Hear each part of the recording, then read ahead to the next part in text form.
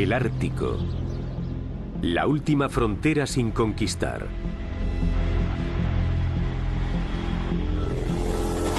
Durante siglos, sus capas de hielo impenetrables han sido la tumba de muchos marinos.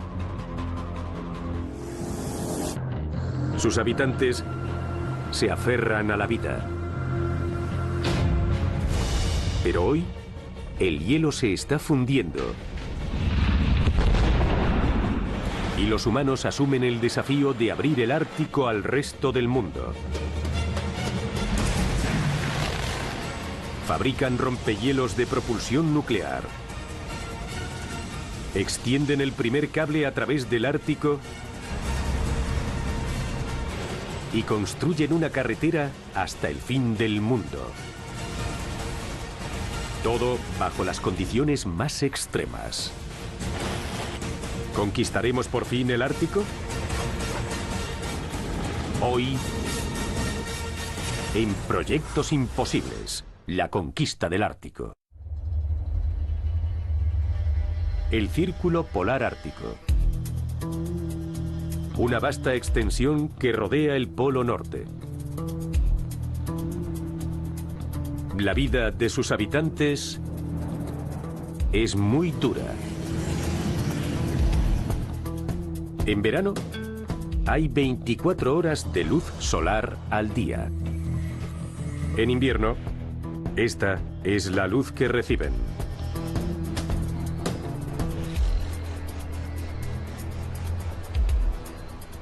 En el extremo norte, donde el frío impide que crezcan los árboles, se encuentra el pequeño pueblo de Taqtuyeiaq.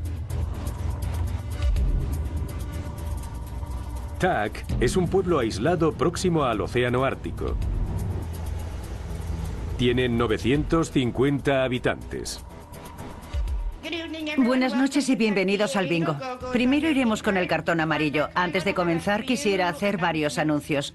Se celebrará una divertida fiesta de disfraces en la Casa Consistorial el martes 13 de diciembre. Os esperamos. La vida en Tak es muy sencilla. N43. Por favor, espere mientras comprobamos el bingo. Solo hay una gasolinera en estos páramos desiertos.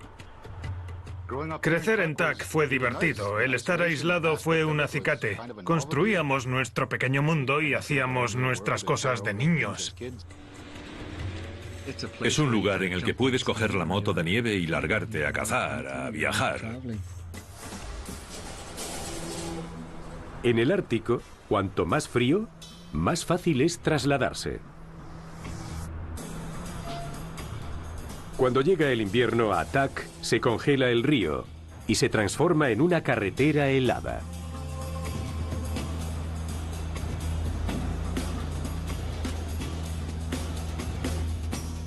Los residentes utilizan la carretera helada para llegar a la ciudad sureña de Inuvik, donde pueden aprovisionarse para el resto del año.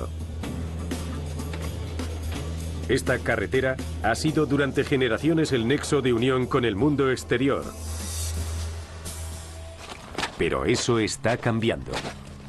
Es una carretera de temporada. Está abierta 6 meses al año, 8 como mucho. El calentamiento global reduce el espesor del hielo, lo que hace más peligrosa la conducción. Siempre estás nervioso, nunca sabes dónde cederá el hielo y podría caer la gente. Para mantener abierta esta vía de acceso a Tak, están sustituyendo la carretera helada por otra permanente de grava para todas las estaciones. La nueva carretera de 2 carriles unirá, con sus 137 kilómetros de largo, Tak con sus vecinos del sur. En Estados Unidos, las grandes infraestructuras suelen construirse durante el verano. En Tak es imposible. Esta región es similar a los Everglades de Florida y en verano se empantana. Esto supone que hay que construir la carretera en invierno. Si lo haces en verano habrá corrimientos y se hundirá. La idea es construirla en invierno y dejar que se congele para que se solidifique la superficie. Para construir aquí se necesita un equipo especializado y dispuesto a trabajar en condiciones adversas.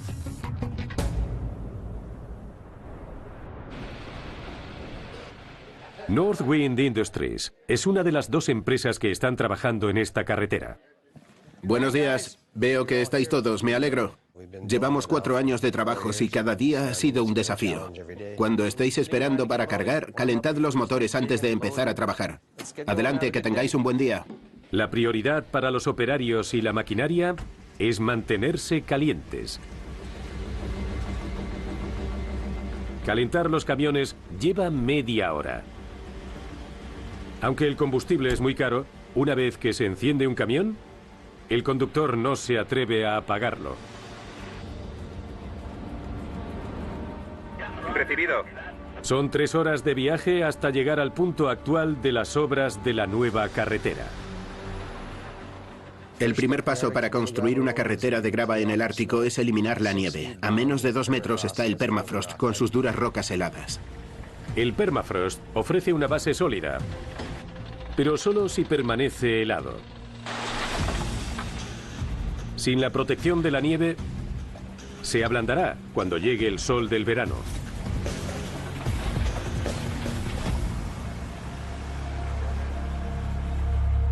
El equipo coloca telas aislantes para mantener el permafrost bajo cero. El geotextil es una barrera entre el suelo natural y el suelo que estás excavando. Esta protección lo separa y mantiene frío el permafrost. Las telas se colocan a mano. A veces es complicado extender las telas por culpa del viento. Puede haber 10 hombres sujetándolas y no ser capaces de hacerlo. El frío es implacable. Son colinas azotadas por las tormentas. Aquí arriba se pasa mal. Estamos a menos 34, sin contar el viento. A esta temperatura, la congelación es cuestión de minutos. Pero el equipo debe preparar el tramo para la grava del próximo día. No abandonan.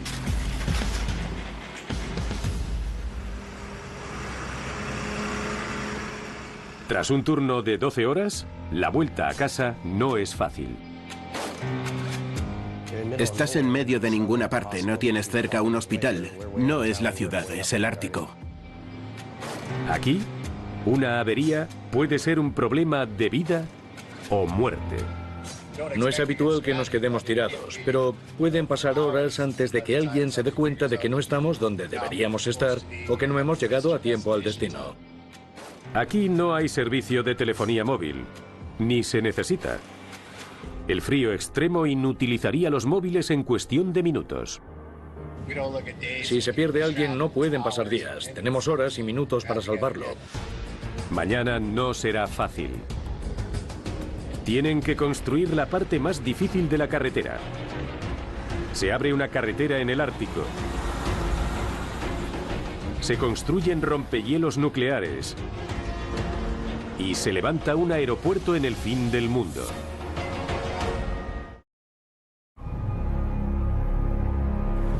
El pequeño pueblo de Tak, en la cima del Círculo Polar Ártico, está aislado del mundo.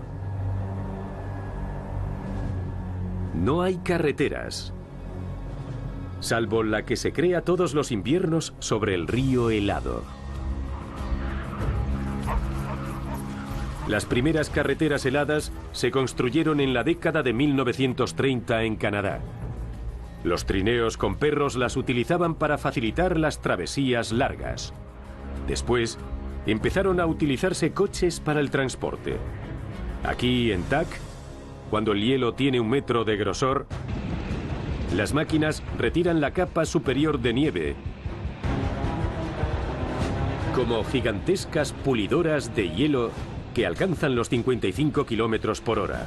La nieve que salta impide prácticamente la visibilidad.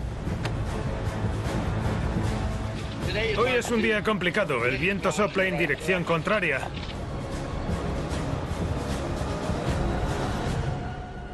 Cuando terminan su recorrido de 130 kilómetros, los inspectores buscan los puntos débiles en el hielo.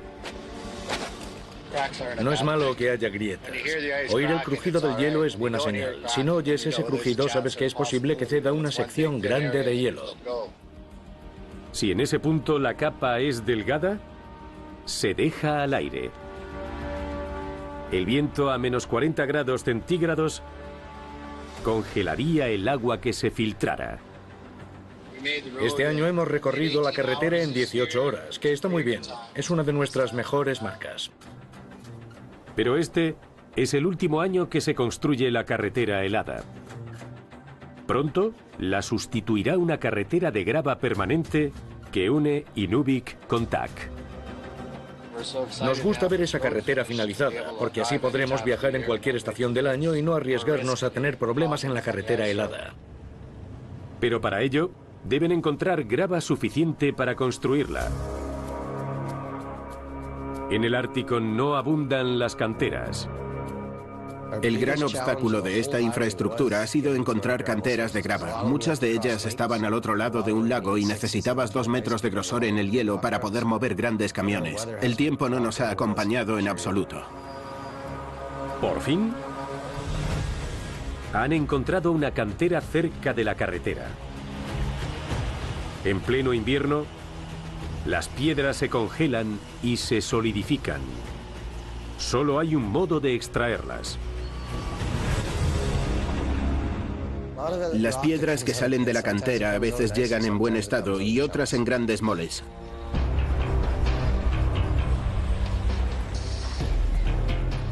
Cuando encontramos trozos pequeños, los transportamos y los trituramos. Las excavadoras hacen el trabajo rutinario de convertir las rocas en grava.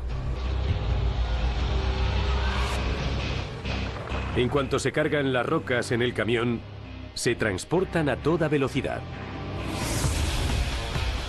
Si se funde la grava y vuelve a congelarse, se quedará pegada a la caja del camión.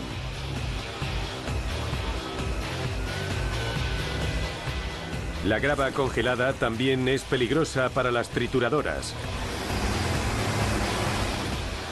No es fácil trabajar con piedras congeladas.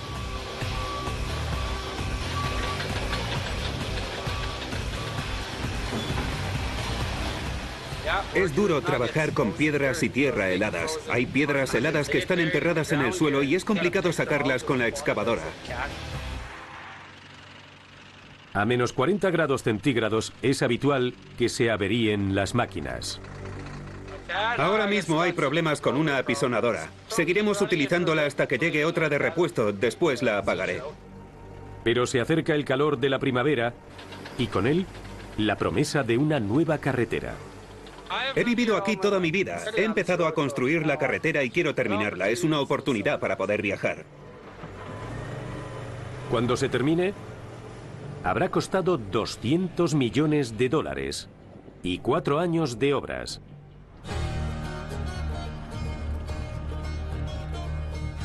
Una vez finalizada, se podrá ir directamente de Chicago a Tak. Un recorrido de casi 6.000 kilómetros. Ahora Tak vive aislado. A partir del próximo año no será así.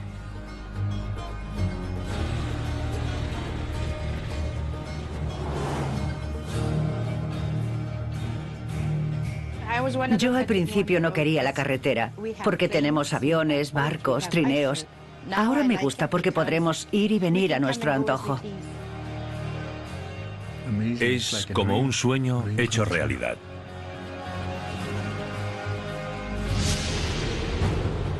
Al otro lado del círculo polar ártico, hay un paso mítico que podría unir el mundo. En el punto más extremo de Rusia, se encuentra la ruta marítima septentrional. Este paso conduce de Europa a China. Con el cambio climático, podría convertirse en la ruta marítima más rápida. Un 40% más rápida que el Canal de Suez. Pero está cubierta de hielo de más de 2 metros de grosor. En 2010, solo la utilizaron 4 barcos. Hoy, Rusia pisa el acelerador y está construyendo una flota de rompehielos que abrirán el Ártico a todo el mundo.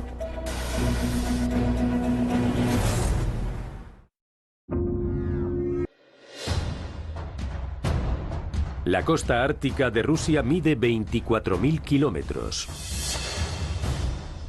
por lo que los rompehielos son vitales.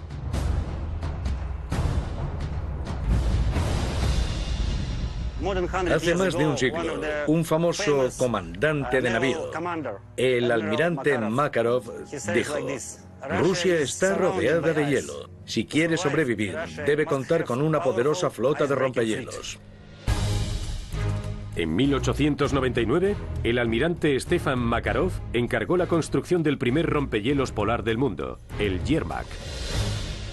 Era un barco a vapor capaz de romper placas de hielo de 1,8 metros de grosor. Durante la Guerra Fría, la Unión Soviética se pasó a la energía nuclear. El rompehielos Lenin fue el primer barco de superficie con propulsión nuclear. En 1977, su hermano gemelo, el Ártica, fue el primero en alcanzar el Polo Norte.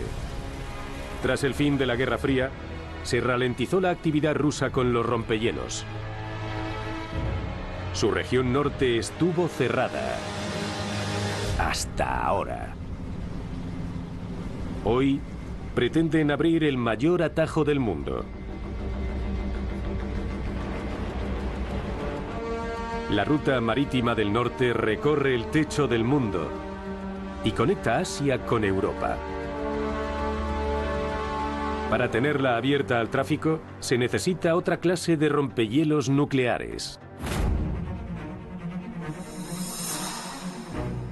En San Petersburgo, en los legendarios astilleros Baltic, se está construyendo la próxima generación de rompehielos nucleares. Los 3 barcos que estamos construyendo son los más grandes y potentes del mundo. Dentro de los astilleros se fabrican los cascos. Colocan planchas de acero de alta aleación en un cortador de plasma. Con sus 30.000 grados centígrados, los cortes son precisos y rápidos. Las piezas se trasladan a la zona de montaje. Aquí, los soldadores añaden nervaduras de acero para aumentar la resistencia. La construcción del casco es muy importante. Debe tener un diseño sólido que permita atravesar el hielo. Transportan secciones grandes del casco a los astilleros y las mueven con grúas. El esqueleto va tomando forma, pero el montaje debe ser preciso. Una mala soldadura hace que el hielo se meta en la juntura y se parta el casco. El casco del barco debe ser liso como el cristal. Primero se limpia con chorro de arena y después se pinta.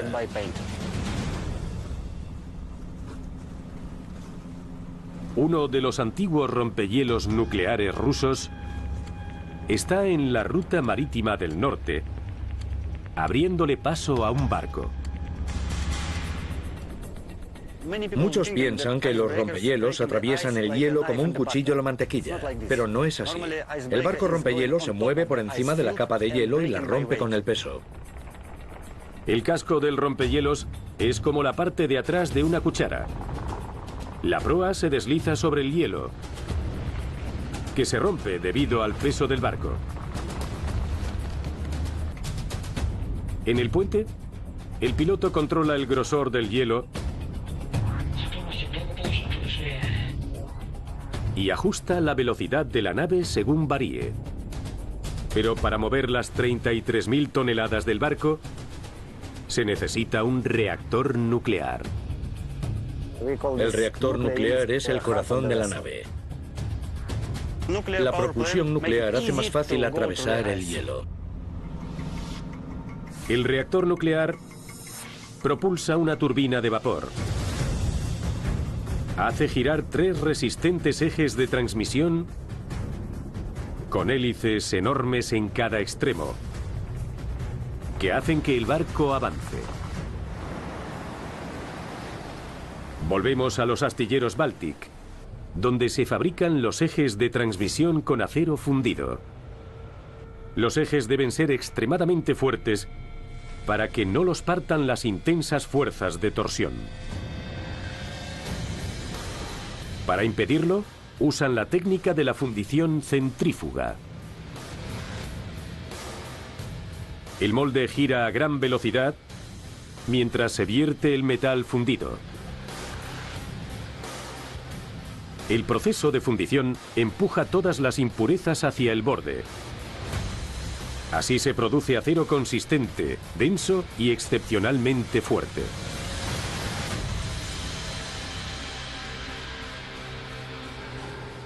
El eje de transmisión es vital para los rompehielos porque sin ellos no podrían moverse en el hielo. Una vez enfriado, se elimina la capa exterior de impurezas, puliendo el eje hasta darle la dimensión final. La segunda pieza del sistema motriz es la hélice. Están puliendo las palas de 7 metros de diámetro en la unidad de acabado. Es una máquina singular por su capacidad para pulir superficies complejas. Elimina las impurezas de la capa exterior.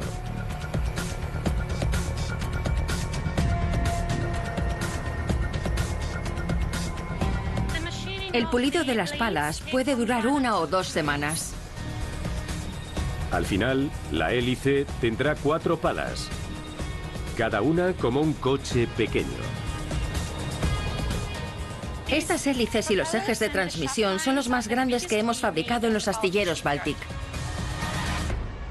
Cuando estén listos, estos nuevos rompehielos constituirán una clase por sí mismos. La clase Hielo 9. Y se abrirá la ruta marítima del norte. Es muy importante porque si no se explota el Ártico, Rusia no puede desarrollarse como quiere y necesita. Pero los rompehielos nucleares no son el único modo de conquistar el Ártico. Por primera vez en la historia, un barco está tendiendo un cable a través del Ártico. Y una empresa está construyendo una puerta de entrada para el siglo XXI al Polo Norte.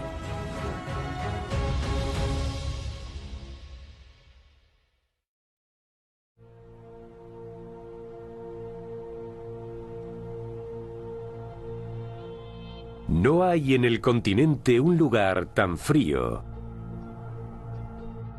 y remoto como la Alaska Ártica. Una región a la que es difícil acceder y aún más difícil conectarse. Muchos de los que visitan el Ártico se sorprenden porque no están preparados para la falta de acceso a Internet, la falta de comunicaciones inalámbricas, y ese es un problema que no consiguen entender.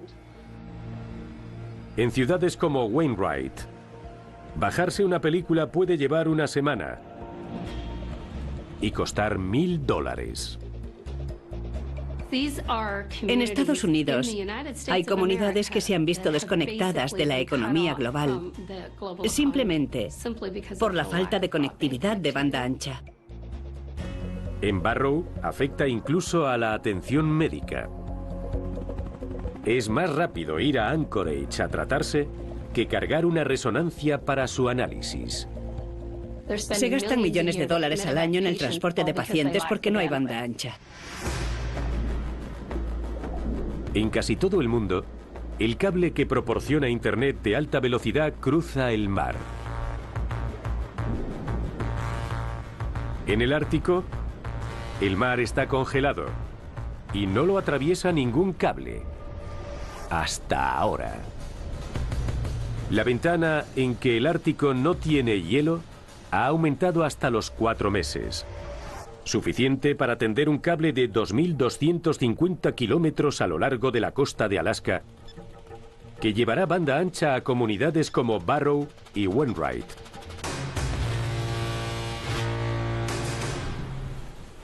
Pero nunca se había instalado un cable en estas aguas. Y ser pionero en el Ártico no es para los pusilánimes.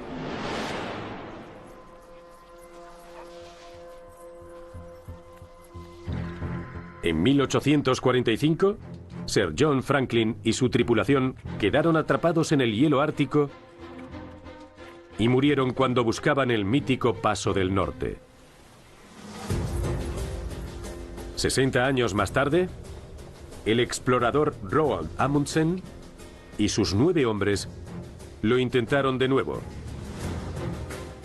Tardaron 2 años en recorrer las aguas polares. Hoy, otros pioneros se enfrentarán a lo desconocido. Disponen de la herramienta ideal para su misión. El barco Ile de Seine, de 122 metros de eslora, construido ex professo. Es un barco con fines concretos, diseñado y preparado para instalar sistemas de cable en todo el mundo. Hay barcos que contienen toneladas de crudo. El cargamento más valioso del Ile de Seine son 650 kilómetros de cable óptico almacenado en una bobina gigantesca. En el puente hay sonares, detectores de hielo y hélices de proa para mantener el rumbo del barco. En la popa hay un arado que instala el cable en una zanja antes de enterrarlo en el lecho marino, y un taller para reparar el material averiado.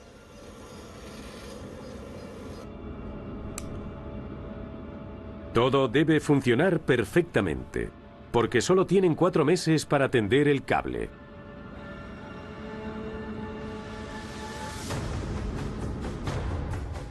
Es un nuevo reto.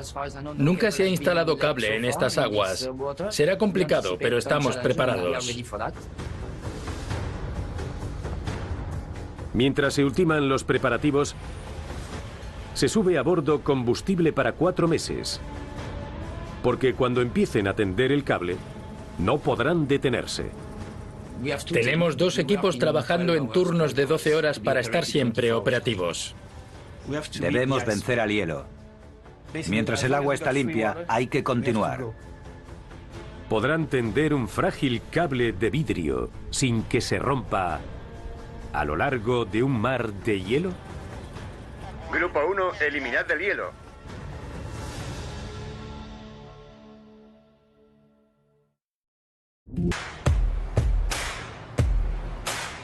Dutch Harbor, en Alaska, es una ciudad en el extremo de las islas Aleutianas y rampa de lanzamiento de un ambicioso proyecto que cambiará para siempre la vida en el Ártico.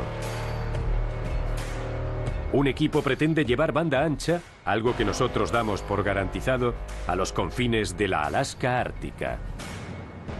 La banda ancha es una infraestructura esencial y sin ella las comunidades corren un grave peligro. Por primera vez en la historia, un barco está tendiendo un cable de fibra óptica en el fondo del océano Ártico. El cable de fibra óptica es literalmente un hilo de vidrio por el que pasa luz que lleva datos.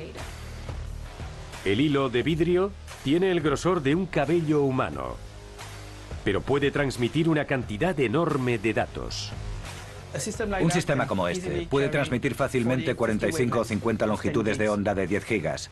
Es como si 80 millones de personas hablasen simultáneamente en ambos sentidos.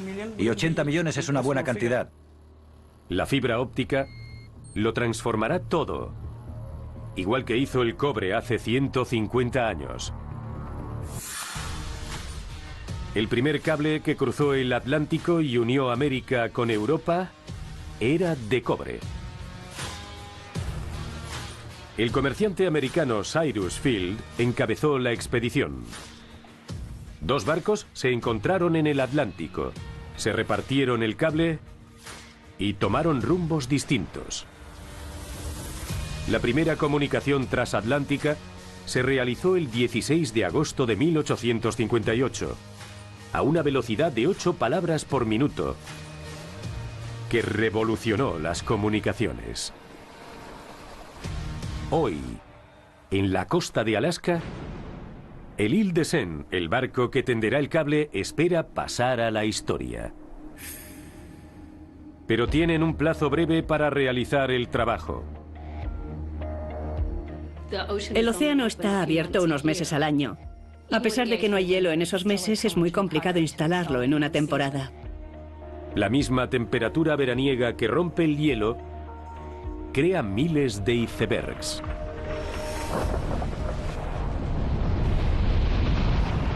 Si un trozo de hielo toca el cable, se partirá en dos.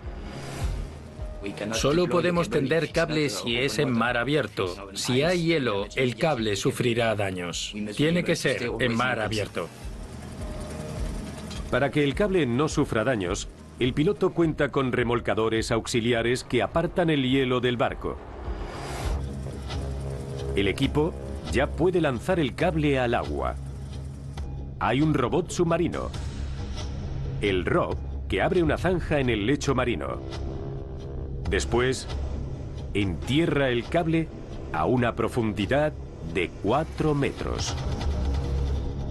El sistema de protección más fiable es enterrar el cable. El barco recorre unos 5 kilómetros al día. Un ritmo lento que es necesario. Un solo fallo y no podría repararse un cable de 650 kilómetros de largo. Recordemos que el núcleo de este proyecto lo forman 6 u 8 pequeños hilos que tienen el grosor de un cabello. Todo lo que hacemos se encamina a protegerlos. El equipo controla la tensión del cable durante los trabajos en la costa. Pero ¿cómo se lleva el cable a la orilla? Utilizan un sistema llamado unidad de bifurcación. Se encarga de coger la señal y dirigirla a la orilla, mientras que el resto de la señal sigue recorriendo el cable principal. Un segundo barco coge el cable de la bifurcación y lo lleva hasta tierra, para que las ciudades más septentrionales del país dispongan de banda ancha. Mejorará sus vidas. Simplemente conectará a la gente. Es lo que hacemos aquí. Mientras que una región helada de la Tierra está por fin conectada con los estados continentales, hay otra que sigue peligrosamente aislada. La canadiense isla de Baffin es más grande que California, pero sigue aislada del mundo por un mar helado. En invierno, escasean los alimentos y otros bienes básicos. Una pizza cuesta $40, si se encuentra. En Iqaluit se está construyendo un moderno aeropuerto, lo que implica grandes desafíos. El frío puede ser brutal, sobre todo cuando sopla el viento. A veces solo pueden trabajar 10 minutos antes de descansar 1 hora. Es el gran desafío.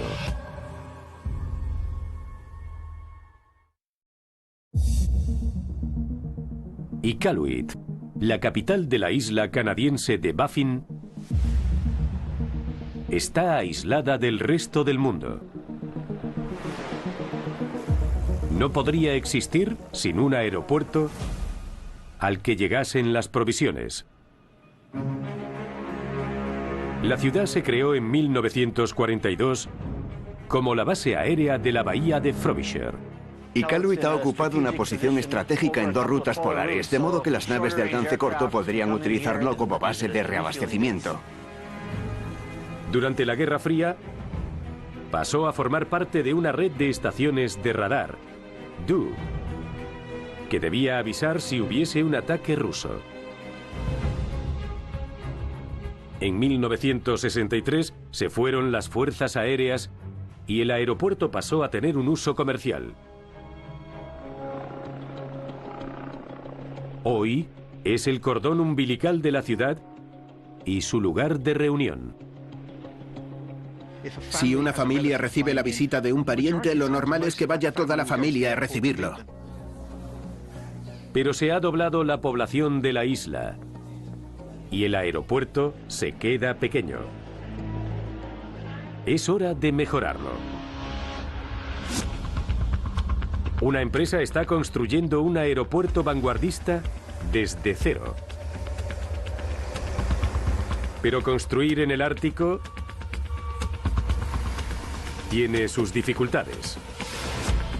En primer lugar, el suelo es permafrost. Y aquí se edifica sobre pilares. No porque sea difícil excavar. Lo hacen para impedir que el calor del edificio derrita el suelo. Pero el nuevo aeropuerto es como un campo de fútbol, demasiado grande para tener pilares. El edificio se asienta sobre el suelo y por ello necesitábamos un método alternativo para impedir que el calor del edificio pase al permafrost. Los ingenieros utilizan la misma tecnología que mantiene heladas las pistas de hockey. Los termosifones son tubos llenos de líquido que enfrían el suelo. Captan el calor que irradia el edificio y lo expulsan para que lo enfríe el aire gélido. Los termosifones no son dispositivos complejos, pero es increíble lo bien que funcionan para mantener el permafrost. Este es solo uno de los retos de construir un aeropuerto moderno en una remota isla del Ártico. Al principio las condiciones de trabajo fueron extremas. Los hombres y las mujeres trabajaban al raso, hiciese el tiempo que hiciese, a veces solo 10 minutos de trabajo y 1 hora de descanso. El frío puede ser paralizante, sobre todo si hay viento. Iqaluit tiene fama por sus ventiscas intensas y rachas de viento de 130 kilómetros por hora. En invierno es habitual que haya vientos huracanados. La última vez que vine, la ciudad estuvo cerrada 3 días. Ni vuelos, ni taxis, nada. Para evitar que la nieve entierre el aeropuerto, los ingenieros utilizan un nuevo concepto: un tejado con forma de ala.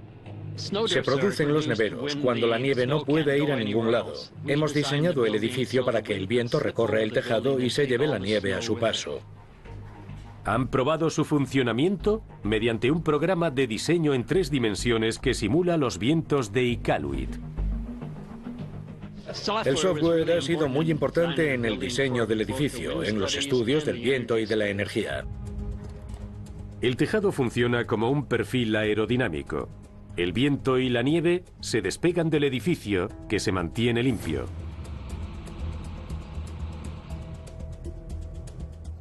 Pero no se puede construir nada si falta alguna pieza. En Iqaluit no hay tiendas. Recibimos provisiones 4 o 6 veces al año en barco. Cuando se va el barco, se congela la bahía y se cierra el negocio. Lo que recibes en verano tiene que llegarte para el invierno. El fallo de un barco puede retrasar las obras 1 año. Para compensarlo, han montado un almacén provisto de todo. Desde materiales de construcción hasta escáneres de equipaje. También escasea el combustible. Gastamos $1000 al día en combustible para tener calefacción durante las obras. El combustible es tan caro que cada bombilla suma. La iluminación influye en el consumo eléctrico. Tienes que controlarlo porque si no apagas las luces, a final de mes la factura es escandalosa. El aeropuerto generará su electricidad para reducir costes. Se mantendrá operativo con 3 generadores, aunque no haya combustible en la ciudad. Pero lo que no puede generar es luz solar. En invierno, Iqaluit recibe solo 4 horas de sol. Para los pasajeros y los residentes es fundamental aprovechar al máximo la luz solar por una cuestión de bienestar y de ahorro de energía. Si podemos iluminar el edificio con luz natural, ahorraremos mucho en costes. La disposición de las ventanas consigue aprovechar mejor la luz. En el lado occidental tenemos un gran ventanal que introduce luz en el edificio. La luz llega a todas partes del edificio, desde la entrada hasta las puertas. Se espera que este aeropuerto, igual que el anterior, se convierta en un punto de reunión social por el que pasarán 150.000 personas al año. Es un lugar magnífico para vivir. Si te gustan los desafíos, aquí podrás enfrentarte a ellos. Este proyecto es únicamente un ejemplo. Esperemos que se integre en la ciudad y que se convierta en uno de los mejores lugares para reunirse, saludarse y viajar. Un aeropuerto polar. Una nueva clase de rompehielos nucleares. Y una carretera al fin del mundo. Es un proyecto de importancia nacional, no regional o estatal. Se trata de hacer algo